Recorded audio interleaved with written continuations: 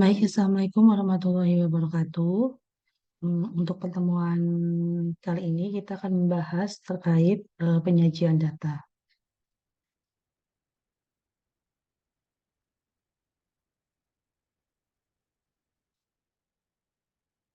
Terkait tujuan penyajian data ini adalah ada 4 poin ya. Yang pertama yaitu memberi gambaran yang sistematis tentang peristiwa-peristiwa yang merupakan hasil penelitian atau observasi. Kemudian data lebih cepat ditangkap dan dimengerti. Selanjutnya memudahkan dalam membuat analisis data. Dan yang terakhir adalah membuat proses pengambilan keputusan dan kesimpulan lebih tepat, cepat, dan akurat. Jadi untuk pelajaran penyajian data ini mungkin sebelumnya sudah pernah kalian dapatkan di SMP atau SMA ya. Sekarang kita memperdalam kembali. Kemudian untuk cara penyajian data, untuk hari ini kita membahas dua, yaitu menggunakan tabel. Yang kedua adalah menggunakan gambar atau grafik. Oke, kita masuk ke tabel ya. Di sini ada jenis-jenis tabel statistik, yaitu ada satu arah dan tabel arah majemuk. Majemuk itu dibagi lagi jadi 2 arah dan 3 arah. Yaitu tabel yang menunjukkan hubungan 3 hal atau 3 karakteristik yang berbeda. Jadi tabel 3 arah itu adalah tabel yang menunjukkan hubungan 3 hal atau 3 karakteristik yang berbeda. Contohnya, data hasil pengamatan produksi kedelai menurut ada 3 jenisnya nih, yaitu berdasarkan varietasnya, daerah panen, dan jenis tanahnya. Kita lihat contohnya ya. Ini satu arah ya, yaitu ada varietas dan produksi. Jadi kita lihat berdasarkan jenis varietasnya. Ini adalah tabel satu arah. Kemudian untuk tabel 2 arah itu adalah menurut jenis varietas dan daerah panennya, ya, yaitu varietasnya ada Tangklinging, Kalampangan, dan daerah panennya itu ada daerah Wili, Sindoro, Slemet, Galunggung, dan Orba. Selain untuk tabel 3 arah, ya udah kita melihat dari jenis ada varietasnya, tadi ada daerah panennya, dan dibagi lagi itu ada jenis tanahnya. Berarti kan daerah panennya ada Tangkling dan Kalampangan dibagi lagi, itu menjadi jenis tanahnya ada tanah gambut dan tanah berpasir. Kurang lebih contohnya untuk tabel 3 arah seperti itu. Selanjutnya untuk itu tabel ya. Jadi tabel itu tadi ada yang 1 arah, 2 arah, dan 3 arah. Sebenarnya kalian semua sudah paham lah ya terkait tabel. Lanjutnya kita akan membahas terkait jenis grafik atau gambarnya ya. Ada 5 di sini. Grafik garis, batangan, lingkaran, gambar, dan diagram pencar. Ini untuk contoh dari grafik batang ya. Dilihat dari bidang pekerjaannya. Grafik garis ya, seperti ini. Kemudian grafik lingkarannya. Selanjutnya untuk grafik interaksinya, yaitu ada prestasi kerja dan gaji per bulannya. Ya. Untuk diagram pencarnya juga ada 2 variabel, yaitu pendapatan per kapita dan pengeluaran konsumsi. Oke. Jadi di atas itu adalah sudah saya bahas sebelumnya terkait tabel dan diagram, pengantar saja untuk pertemuan hari ini. Dan inilah pembahasan intinya kita pada hari ini, yaitu terkait distribusi frekuensi. Nah, saya yakin sebelumnya kalian sudah pernah eh, mengolah lah ya menjadi distribusi frekuensi. Baik itu di SMA, SMK, IPA, IPS, sepertinya ada ya. Jadi sekarang kita mencoba untuk memperdalam dan yang sebelumnya lupa kita berusaha mengingat, gitu ya. Nah, em, distribusi frekuensi adalah pengelompokan data ke dalam beberapa kelompok kelas dan kemudian dihitung banyaknya data yang masuk ke dalam tiap kelas. Jadi kata kuncinya adalah pengelompokan data ke dalam beberapa kelompok kelas. Ya, oke. Nah, eh, distribusi frekuensi itu tadi bentuk pengelompokan data untuk menggambarkan distribusi data dan dapat dinyatakan dalam bentuk tabel distribusi frekuensi, kemudian histogram atau poligon. Nah, ini kita belajar terkait distribusi frekuensi tunggal dulu ya. Data tunggal seringkali dinyatakan dalam bentuk daftar bilangan, namun kadang-kala dinyatakan dalam bentuk tabel distribusi frekuensi. Ya, tabel distribusi frekuensi tunggal merupakan cara untuk menyusun data yang relatif sedikit. Jadi kalau misalkan datanya sedikit, sebagai contoh ini ya, ada 5, 4, ya. Oke. Nih, kalau misalkan ada data ini, ini kan datanya kan tidak terlalu banyak ya. Ada misalnya data nilai ya, 5, 4, 6, 7, sampai seterusnya 6. Nah, dari data di atas itu tidak tampak adanya pola yang tertentu, maka akan mudah dianalisis ya. Maka kita buat tabel. Jadi kalau misalkan kalian baca data seperti ini kan kesulitan. Oleh karena kita permudah yaitu dengan menggunakan tabel. Bagaimana caranya? Kita lihat dari data tersebut mana yang paling rendah atau nilai yang paling rendah itu mana, yaitu 3 kan? Ya udah ada data 3. Kemudian nilai 4 ada tidak? Ada. Nilai 5 ada, nilai 6 ada, 7 ada, 8 ada, 9 ada, dan 10 ada. Nah, sekarang kita tinggal menghitung frekuensinya ya.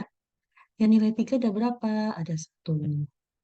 Yang nilai 4 ada berapa? 1, 2, 3, 4, 5, 6, 7. Ya kan? Yang nilai 5 ada berapa? 1, 2, 3, 4, 5, 6. Ya. Dan seterusnya sampai nilai 10. Daftar di atas hanya disebut dengan distribusi frekuensi dan karena datanya tunggal maka disebut dengan distribusi frekuensi tunggal. Ya, jadi kita lihat tadi dari nilai yang acak begini kita buat ke dalam tabel supaya apa? Lebih mudah dianalisis. Gitu. Ini adalah distribusi frekuensi tunggal. Nah, selanjutnya kita masuk ke distribusi frekuensi. Ya, ya. Kita masuk ke nih. Kalau untuk tabel distribusi frekuensi tunggal, hanya kita menghitung nilai paling rendah besar, kemudian kita menghitung frekuensinya. Namun untuk distribusi penyusunan tabel distribusi frekuensi yang apa namanya, yang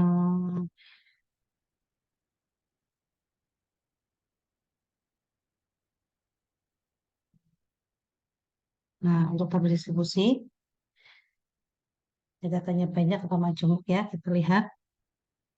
Langkah pertama adalah tentukan banyak kelas, tentukan lebar kelas, terus hitung frekuensi untuk setiap kelas. Contohnya misalkan, nih, ada kelompok dan frekuensi, ya misalkan dari 1 sampai 3 frekuensinya sekian. Nah, kemudian ada lagi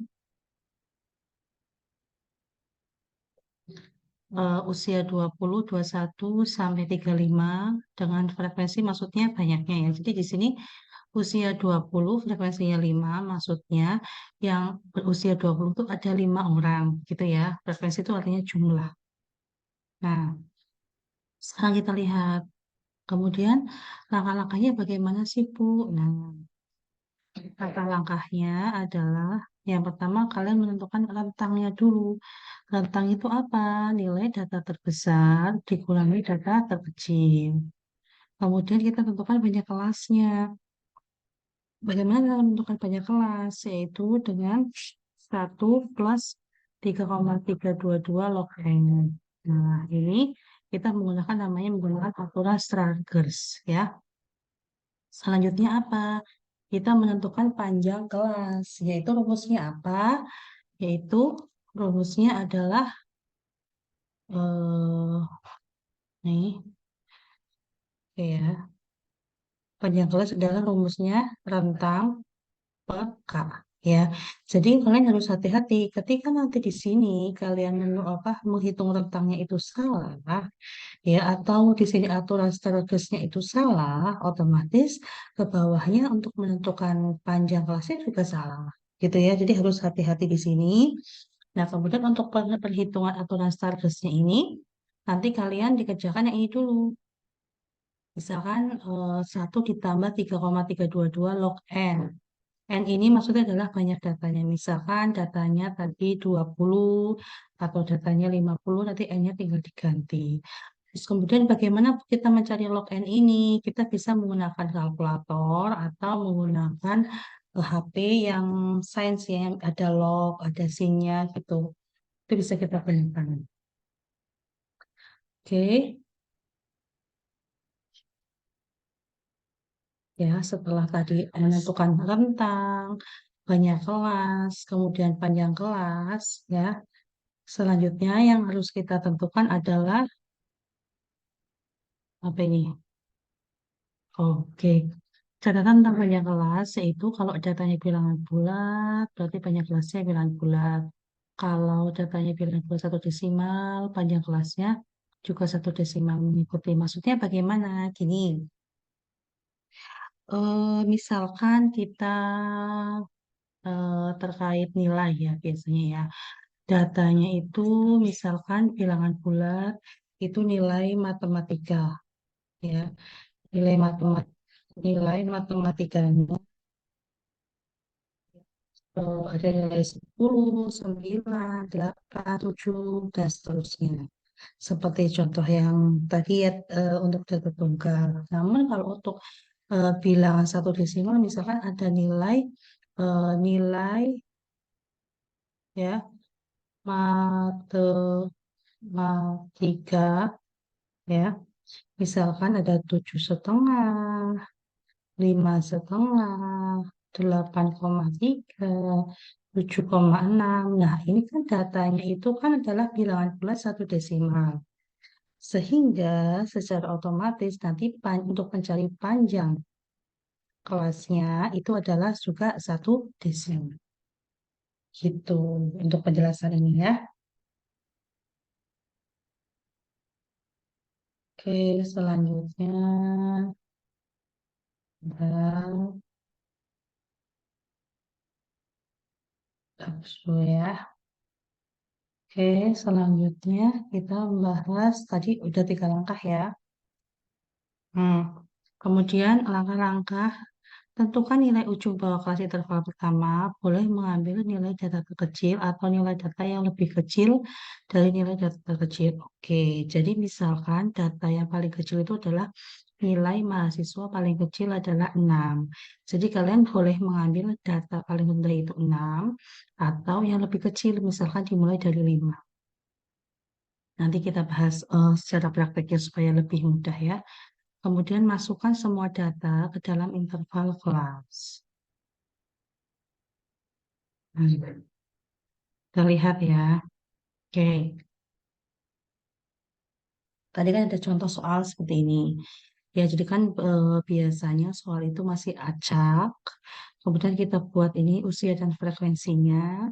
Kemudian kita membuat tabel distribusinya. Ya. Nah, tadi langkah pertama apa?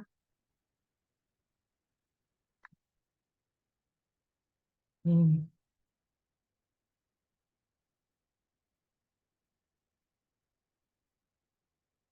Tadi langkah pertamanya adalah itu mencari rentang. Rentang itu rumusnya apa? Data terbesar dikurangi data terkecil, ya kan? Data terbesarnya mana? Data terbesarnya dari usia 20 sampai 35. Paling besar adalah 35. Dikurangi data terkecilnya berapa? 20. Jadi hasilnya adalah 15. Ya kan? Jadi paham belum? Jadi langkah pertama adalah kita mencari rentang. Rumusnya adalah data terbesar dikurangi data terkecil. Selanjutnya untuk menentukan banyak kelas ya. Rumusnya adalah K. Coba kalian pahami dulu ya. Ada pertanyaan tidak terkait. Maka yang pertama jangan sampai salah ya. Oke, selanjutnya kita mencari apa nih? Banyak kelas ya. Kalian sudah sediakan atau punya kalkulator atau bisa kalian download di Play Store juga banyak ya. Kalkulator sains ya. Yang ada log-lognya, ada sennya gitu ya. Nah, menentukan banyak kelas. Tadi rumusnya apa? Nih, rumusnya adalah K sama dengan 1 plus 3,3 log N. Kita hitung di sini ya. K sama dengan 1 ditambah 3,3 log. N-nya ada berapa? Yuk kita jumlah. 5 tambah 6. Kita cuma sama-sama ya. Ditambah 13, ditambah 4. Sebentar. Ditambah berapa nih? 21 ditambah 5 ditambah 3 tambah 4 tambah 15 tambah 3 tambah 6. 85. Coba dicek lagi. Barangkali saya menghitungnya salah. Coba ya. 11 tambah 13 tambah 4 tambah 21 tambah 8 tambah. Oke, betul ya. 8,85 ya. Selanjutnya adalah, nah ini jangan sampai salah. Jadi jangan kamu tambahkan dulu, tetapi kamu selesaikan ini dulu. Yang ini dulu kamu selesaikan. Ya, jadi 1 ditambah 3,3. Kalian boleh coba mencari di kalkulator ya, log 85. Coba, sudah ada yang buka kalkulator, log 85 ya. Hasilnya adalah 1,9294189,257 ya. Satunya kamu tetap, ini jangan dibulatkan dulu, nanti kita bulatkan di akhir aja ya. Kali 3,3 hasilnya adalah 6,36708245 ya. Kemudian kita tambahkan 1. Hasilnya adalah 7,3670824549. Kalau kita bulatkan jadi 7 ya. Karena datanya itu adalah bilangan bulat ya.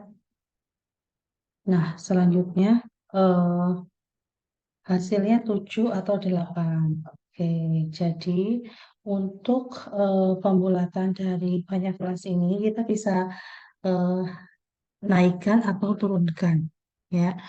Misalkan kita akan mengambil 8. Bu, kalau misalkan mengambil 7 boleh tidak boleh juga ya, bebas. Kemudian kita menentukan panjang kelas. Rumusnya panjang kelas apa? Panjang kelas adalah rentang per banyak kelas ya, ya kan? R-nya itu adalah 15 per 8 kita ambil ya. Berapa? 15 per 8. Coba 15 per 8. Hasilnya adalah 1,875. Maka kita bulatkan jadi 2 ya. Kalau misalkan kita ambilnya itu 7, kalau ini kan tadi kan kayaknya 8. Boleh nggak Bu? Ini kan 7 atau 8, kita ambil 7. Ya udah kita hitung ya. P sama dengan R per K sama dengan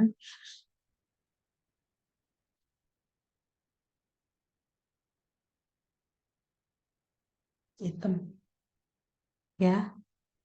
R-nya itu adalah tadi berapa? 15 per K-nya kita ambil 7 ya. Kalau ini kan 8. 7. Maka hasilnya, ayo coba kita menghitung bersama pakai kalkulator. 15 bagi 7 hasilnya adalah 2,1428 sekian atau dibulatkan menjadi 2. Jadi sama saja sebetulnya. Ya. Hmm. Nah, setelah itu kita buat tabel distribusi, kita kelompokkan data seperti ini. Ya, data paling rendah itu kan 20, ya kan? 20, eh, paling rendah adalah 20, kita hitung 20. Nah, ini kita 20 ke 21 itu bagaimana sih, Bu? Ya, dengan tadi panjang kelasnya itu adalah 2. Ya, bukan 20 sampai 22, tetapi kita menghitungnya itu dari angka awalnya 20, 21, ya. Jadi 2 kan? Paham nggak? Maksudnya itu bukan, Bu, ini kan banyak kelasnya 2, berarti 20 sampai 22 ya, Bu? Bukan, tetapi kita menghitungnya dari awal. Jadi 20, 21, kemudian 22, 23. Misalkan kita punya nanti P-nya itu 5, misalkan ya. Berarti 20 sampai 20, 21, 22, 23, 24. Gitu ya. Jangan lupa di sini jangan kamu tambahkan 5, tetapi kamu hitung dari awalnya 20 ya. Nah, langkah selanjutnya adalah kamu lihat data 20 sampai 21 itu berapa sih frekuensinya? 20, 21 itu 5 dan 6. Jadi frekuensinya 11. 22 dan 23, 13 sama 4, 17. Gitu ya. Dan seterusnya. 34, 35. 34-nya kan nggak ada. 35 hanya 1. Oke, sampai sini bagaimana? Ada pertanyaan? Jadi ketika nanti kamu menghitung di sini salah atau di sini salah, ya ke bawah salah semua dan kamu membuat tabel distribusinya juga salah. Itu ya. Oke. Nah, kalau memang kalian tidak ada pertanyaan, maka mari kita berlatih ya, berlatih eh, menghitung terkait distribusi frekuensi ya. Hmm. Hmm. Oke, ini datanya ya, sama seperti di atas nih. Nah, ini C ya. Coba sekarang kalian latihan ini ya, kurang lebih ya 15 menit. Setelah itu nanti kita bahas bersama.